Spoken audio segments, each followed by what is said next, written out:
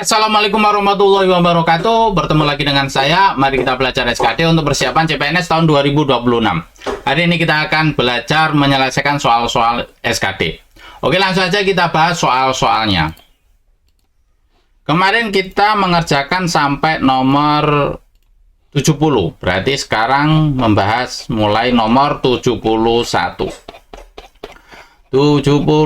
mana ini? 40 50 mana ini 60 71. Mulai 71. Kemarin sampai 70. Kemarin sampai 70, sekarang mulai 71. Kalian pause dulu videonya, kalian cari jawabannya mana yang poinnya 5, yang nilainya bagus yang mana. Kalau ini masalah TKP ya, TKP, pelayanan publik, pelayanan publik. Ya. Kalian pause dulu, kalian cari jawabannya mana yang benar. Oke, kalau sudah ketemu, mari kita bahas. Anda bekerja di bagian distribusi bantuan sosial untuk masyarakat kurang mampu. Berarti di bagian distribusi bantuan sosial untuk masyarakat. Berarti ini pelayanan publik. Seorang warga yang tidak mampu dalam seorang warga yang tidak masuk dalam daftar penerima bantuan datang untuk meminta bantuan sosial tersebut.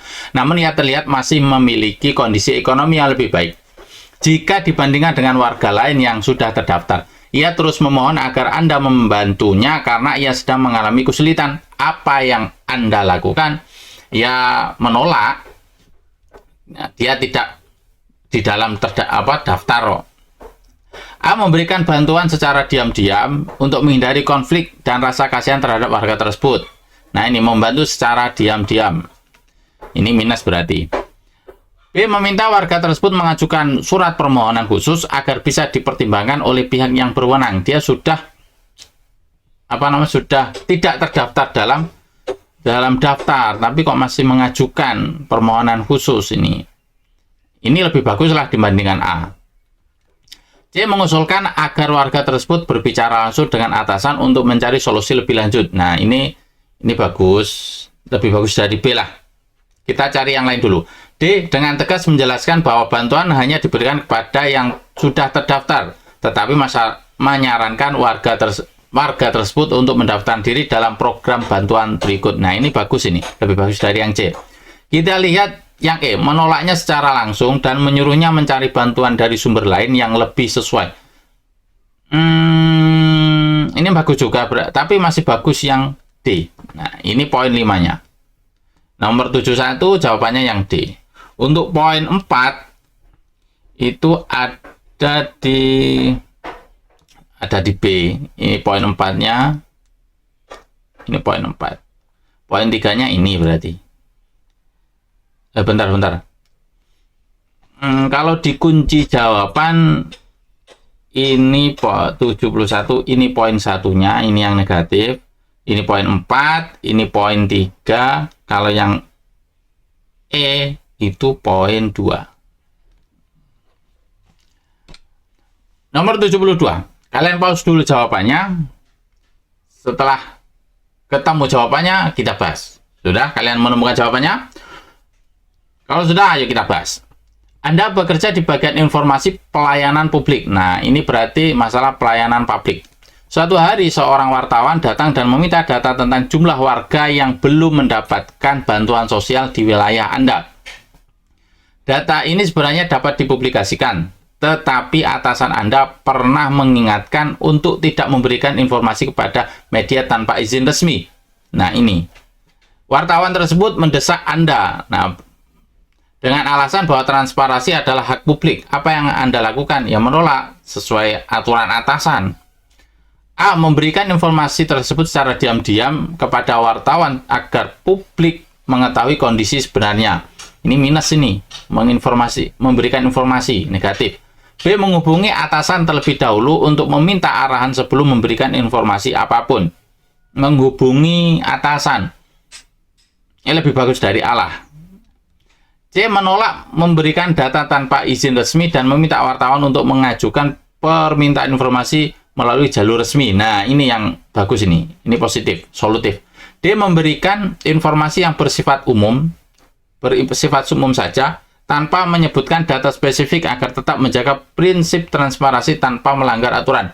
Sudah diberitahu kepada pimpinan, jangan diberi informasi. Nah, ini negatif ini. Negatif memberikan informasi.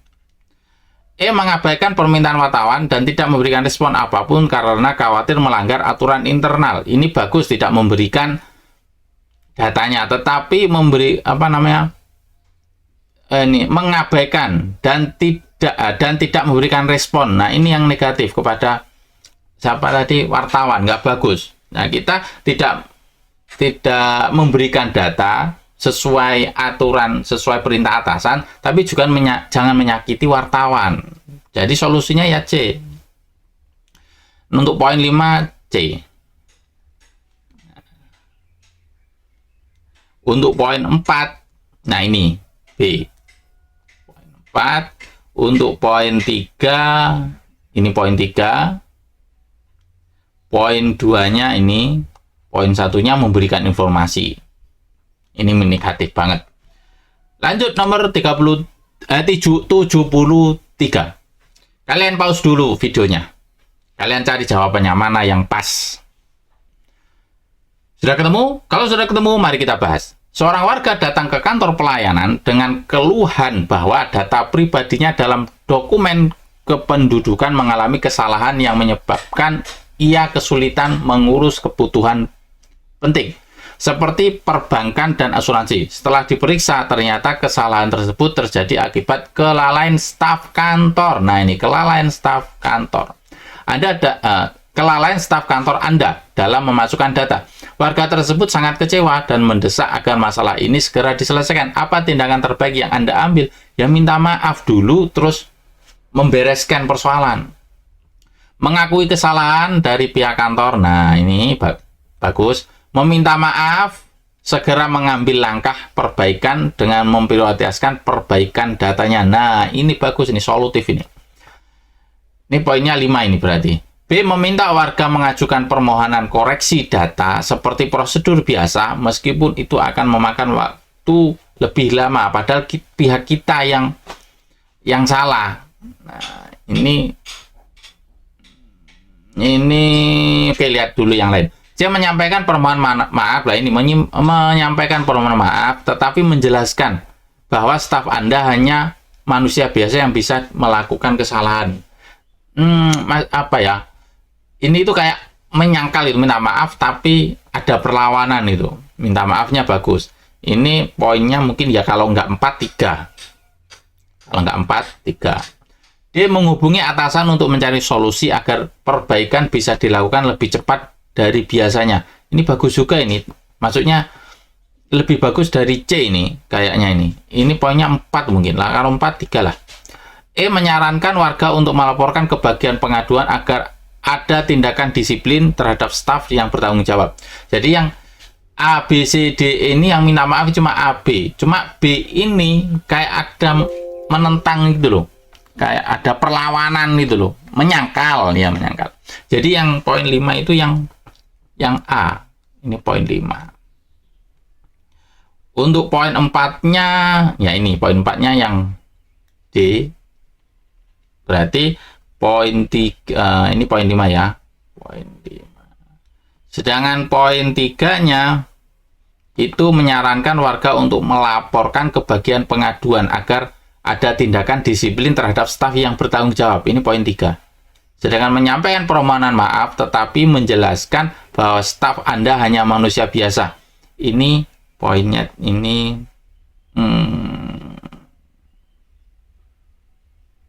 poinnya 1. Sedangkan B ini poinnya 2. Inilah yang membuat ini poinnya 1 menjelaskan bahwa ini Anda hanya ini kayak menyangkal gitu loh. Ada penyangkalan. Ini yang membuat negatif itu ini. Lanjut nomor 74. Kalian pause dulu videonya, kalian cari jawabannya mana yang pas, mana yang poinnya 5. Kalau sudah ketemu, mari kita bahas. Anda adalah seorang ASN di sebuah instansi pemerintahan yang sedang mengerjakan proyek lintas unit kerja. Namun salah satu unit kerja yang terlibat dalam proyek seringkali terlambat memberikan data yang Anda butuhkan, sehingga menghambat progres kerja tim Anda. Rekan-rekan satu tim mulai mengeluhkan situasi ini dan menyarankan untuk melaporkan langsung ke atasan agar unit tersebut ditegur. Bagaimana sikap Anda? A. Mencari cara untuk menyesuaikan timeline internal tim agar dapat mengantisipasi keterlambatan unit tersebut tanpa perlu menimbulkan konflik.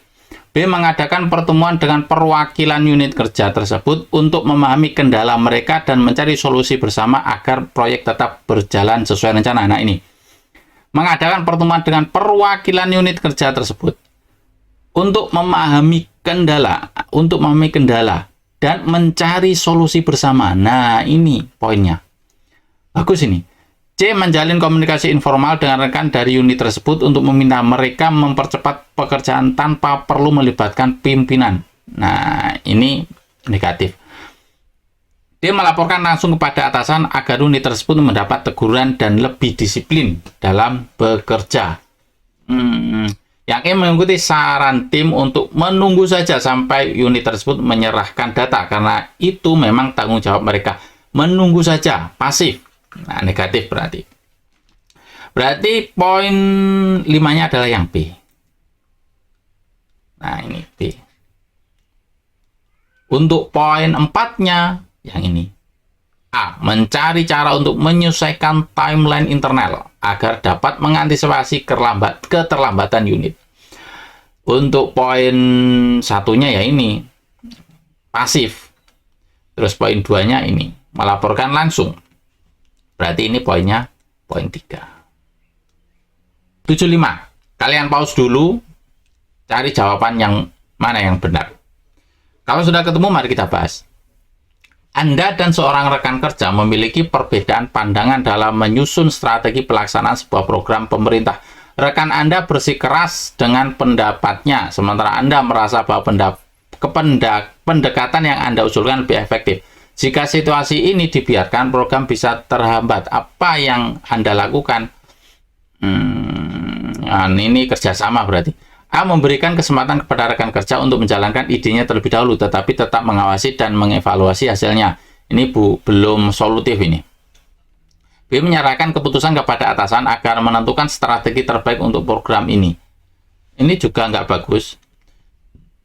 C. Tetap berpegang pada ide sendiri dan mencari dukungan dari rekan lain agar pendapat Anda lebih dominan. Ini nggak negatif ini. D. Menghindari konflik dengan membiarkan rekan Anda mengambil keputusan sepenuhnya meskipun Anda tidak setuju. Ini juga nggak bagus. Yang E. Mengajak rekan tersebut berdiskusi secara profesional dan mencoba mencari titik temu yang dapat mengakomodasi kedua pandangan. Nah ini yang bagus ini poinnya 5. Berarti 75 jawabannya E. Untuk poin 4-nya ini memberikan kesempatan, poin 4. Ini poin 3, ini poin 2, dengan ini poin 1. Nomor 76. Kalian pause dulu videonya. Kalian cari jawabannya. Kalau sudah, mari kita bahas. Anda bekerja dalam satu tim dengan seorang rekan yang cenderung bekerja sendiri dan jarang berkoordinasi dengan anggota tim lain. Akibatnya, ada beberapa tugas yang menjadi tumpang tindih atau bahkan terhambat karena kurangnya informasi yang dibagikan. Bagaimana Anda menyikapi hal ini? Anda bekerja dalam satu tim dengan seorang rekan yang cenderung bekerja sendiri. Nah, ini bekerja sendiri. Dan jarang berkoordinasi dengan anggota tim lain. Ini masalahnya. A. Memberikan contoh dengan selalu berbagi informasi kepada tim dan berharap rekan tersebut akan mengikuti pola kerja yang sama. Kurang solutif. B. Membahas masalah ini dalam rapat tim agar ada kesempatan bersama terkait pola komunikasi dan koordinasi kerja. Kurang solutif juga. C. Mengajak rekan tersebut berdiskusi. Nah ini, secara langsung untuk memahami alasan dibalik sikapnya dan mencari solusi bersama agar tim lebih efektif. Karena perorangan. Bukan, ini masalahnya kan perorangan. Nah, ini yang solutif ini. Dia melaporkan ke atasan agar memberikan teguran kepada rekan kerja tersebut agar lebih kooperatif. Ini juga nggak bagus. Memberikannya karena setiap orang memiliki cara kerja masing-masing selama pekerjaan selesai. Membiarkannya. Nah, ini juga nggak solutif. Berarti yang positif cuma yang C. Berarti poinnya adalah 5. C poin 5. Sedangkan poin 4 itu yang ini poin 4 memberikan contoh, ini poin 3, poin 2-nya ini, poin 1-nya ini. 76C untuk poin 5. Nomor 77. Kalian pause dulu videonya. Kalian cari jawabannya mana yang sekiranya poinnya 5. Kalau sudah, mari kita bahas. Sebagai seorang pemimpin proyek, kita posisinya menjadi seorang pemimpin. Rani mengamati bahwa salah satu anggota timnya, Budi, seringkali menyelesaikan tugasnya tepat waktu, namun kualitasnya kurang memuaskan. Sikap Rani seharusnya adalah anak buah kita, Budi, ini kualitasnya kurang memuaskan. Ya, kita beri pelatihan. A. Membicarakan masalah tersebut secara pribadi dengan Budi, mencari tahu akar permasalahannya, dan sama-sama mencari solusi. Oke, bagus. B. Memarahi Budi karena tidak bisa bekerja dengan baik dan meminta Budi untuk meningkatkan kualitas pekerjaannya. Ini bagusnya di sini meningkatkan kualitasnya, tapi memarahi. Nah, C. Mengirim Budi untuk mengikuti pelatihan tambahan agar meningkatkan kemampuannya. Nah, ini solutif ini. Masalahnya adalah kurangnya kualitas. Berarti ya skillnya ditingkatkan. Mengganti tugas Budi dengan tugas yang lebih sederhana agar ia tidak merasa terbebani. Ini bukan solutif. Tidak solutif. Meminta anggota tim lain untuk membantu Budi menyelesaikan tugasnya agar kualitas pekerjaan menjadi lebih baik. Ya bisa juga sih, tapi nggak bagus ini.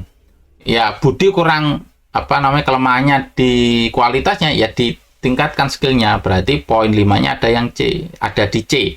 Ini poin 5. Nah,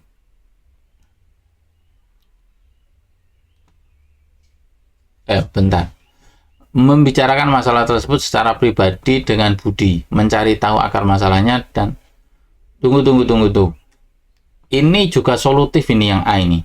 Nah, membicarakan masalah tersebut secara pribadi, mencari tahu akar masalahnya, ini mencari tahu akar masalahnya. Kita kan nggak tahu permasalahannya itu dia tepat waktu, menyelesaikan tugasnya ini tepat waktu, namun kualitasnya kurang memuaskan. Nah, ini penyebabnya apa? Apakah memang benar skillnya? Kan belum tahu. Makanya kita cari tahu akar permasalahannya dan sama-sama mencari solusinya. Nah, kalau memang permasalahannya itu adalah di skill, baru ditingkatkan skillnya. Tapi kalau masalahnya yang lain, mungkin ada keluarganya atau gimana, kan nggak tahu juga. Nah, ini solusi yang baik ini.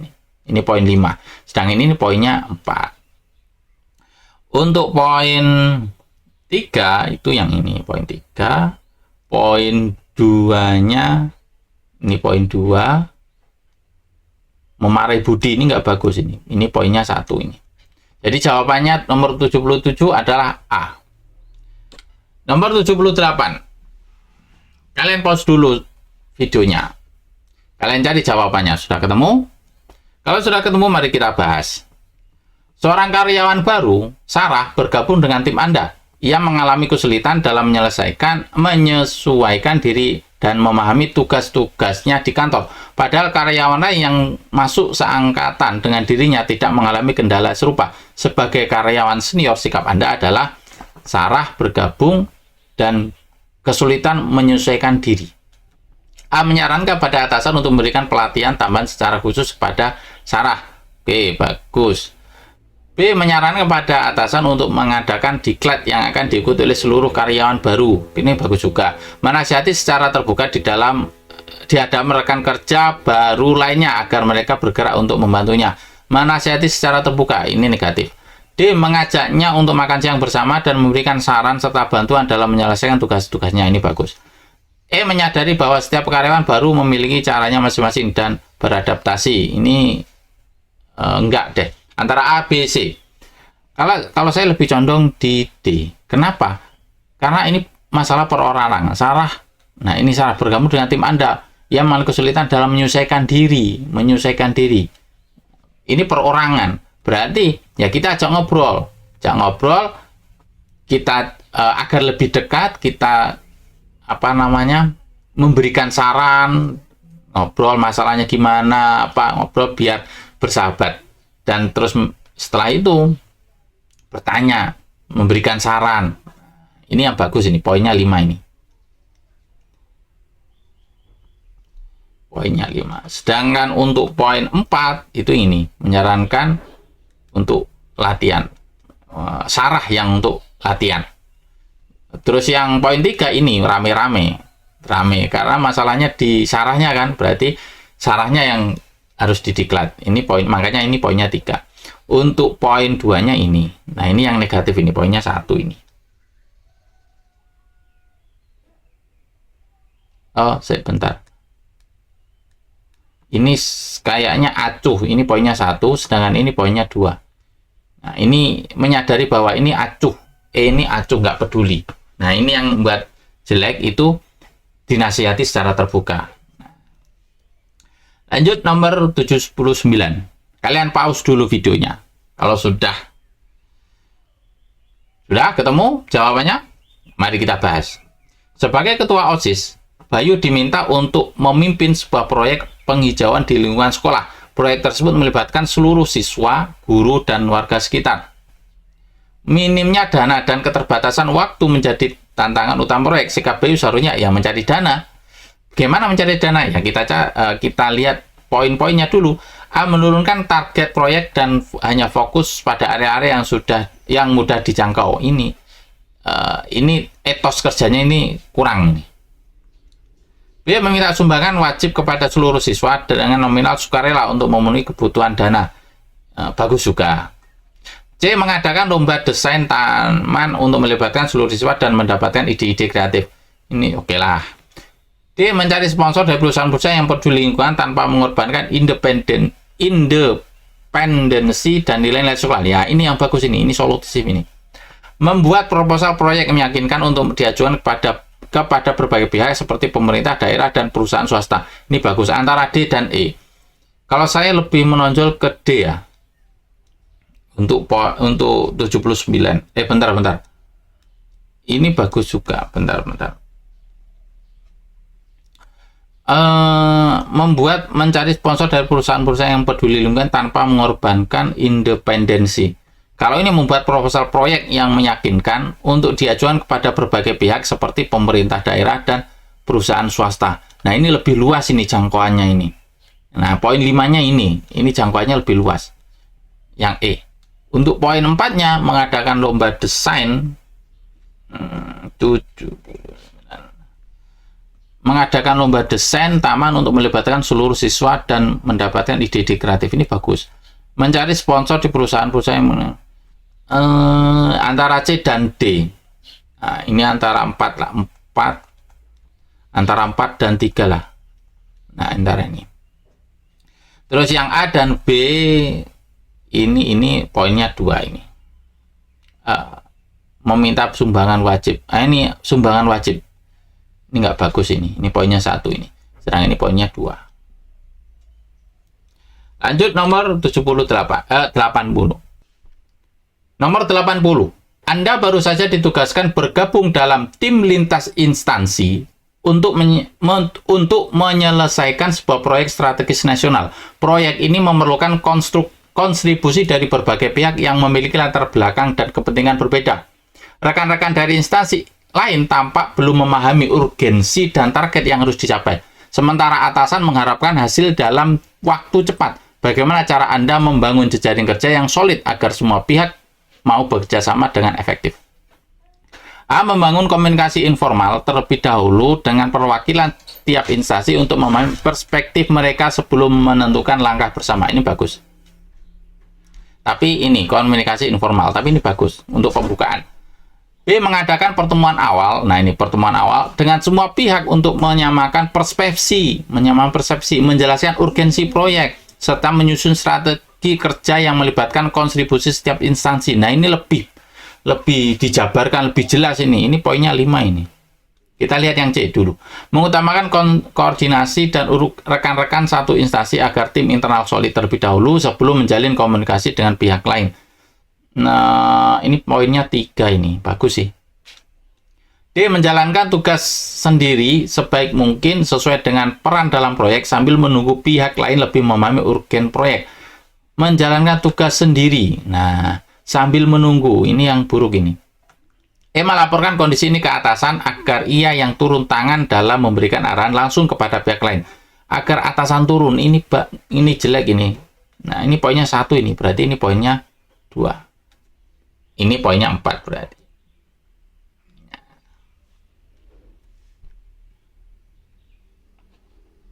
Jadi jawaban untuk nomor 80 untuk poin 5 jawabannya B.